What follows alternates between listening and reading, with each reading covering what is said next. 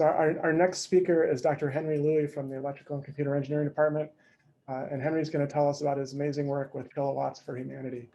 So Henry. All right. I trust you can hear me and see my screen. So it's a pleasure to be here. And by here, I guess I mean in my office on Beacon Hill. But it's a pleasure to share my work with Kilowatts for Humanity with all of you.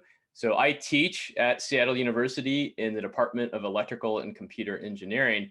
And in 2015, I founded, along with two other Seattle University employees, a nonprofit called Kilowatts for Humanity. And I'm going to share our story with you over the next few minutes. So we are interested in energy poverty, and energy poverty in a very simple term is it's the lack of access to modern fuels. And we typically mean natural gas or propane as well as electricity. So the statistics are surprising, perhaps, that at least 2.8 billion people rely on solid biomass for cooking and heating. So burning charcoal, wood, animal dung, crop residue, etc., to boil water, to heat their homes, to cook their food. Almost 800 million people do not have access to electricity.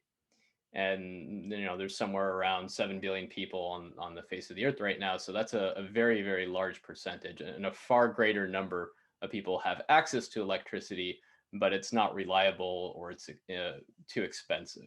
So it's a big problem, people not having access to electricity. Now, it is perhaps not surprising that where we struggle with electrification the most tends to be in countries that have low income or so-called developing, primarily in sub-Saharan Africa. But we shouldn't forget that in the United States, there's about 100,000 people primarily living on reservations that also don't have access to electricity. So this surely isn't just a problem that is in some other far-flung place from Seattle. In our backyard, we struggle with access to electricity.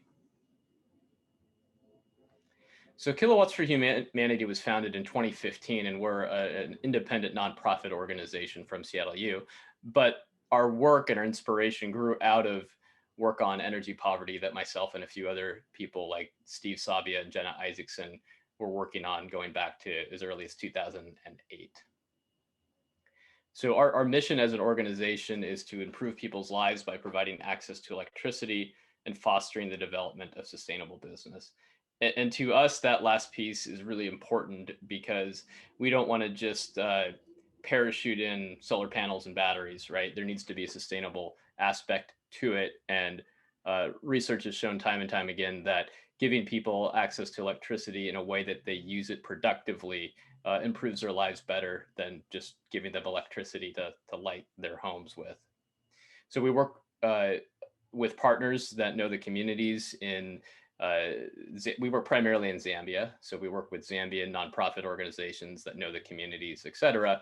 And they are really the face of our projects. We do a lot of the technical design and fundraising here in Seattle. And then we work with Zambian companies and our Zambian partners to have solar panels and et cetera installed. So here's just some pictures of some of the projects and programs that we've done over the years. The first was a precursor to our founding as an organization. It was a wind and solar installation in Kenya.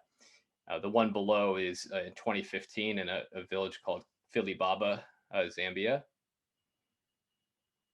These two were in 16 and 17, and more or less each year the systems become larger and more complex. And in the last 2 years, we did a location in Cheba.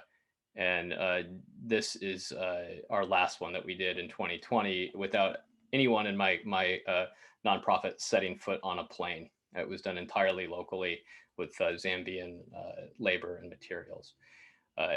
Inside each of those buildings, it's really a series of businesses that are powered by the electricity, and they range from charging cell phones to making ice and preserving fish. We have barbershops, sewing machines, stores, chicken incubators. All these things are powered by the kiosk with the goal of generating revenue in that community, saving them long trips to the nearest electrified town to access similar services. So that's in a nutshell what we do at Kilowatts for Humanity. We do have students and faculty and staff that are involved with us. If you are interested in participating and learning more about us, we have virtual meetings every 2 weeks on Thursdays. Go ahead and send me an email if you're interested, or check out our website. And I think that's about all my time. Thank you, everyone.